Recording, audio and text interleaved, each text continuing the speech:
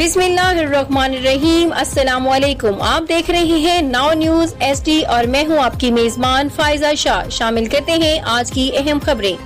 खबर शामिल करते हैं गुजरांवाला से। मियां साजिद अली की रिपोर्ट के मुताबिक कामों की यूनियन ऑफ जर्नलिस्ट के सदर शेख बशारत अली, सरपरस्त आला शेख अब्दुल रशीद, सदर सिटी प्रेस क्लब कामों की जनरल सेक्रेटरी कामों की union of journalist Rana Mohammad Nasir Rana Bilal ने आज लाहौर में सीनियर सहाफ़ी PFUJ के जनरल सेक्रेटरी राना मोहम्मद अजीम और इस्तेहकाम पाकिस्तान पार्टी पंजाब के सदर राना मोहम्मद नज़ीर से पार्टी ऑफिस में मुलाकात की।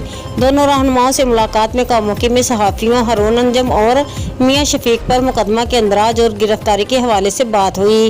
राना नज़ीर और राना मोहम्मद अजीम ने अपने ताउन का यकीन दिलाया। और अपडेट से बाखबर रहने के लिए देखते रहे नाउ न्यूज SD।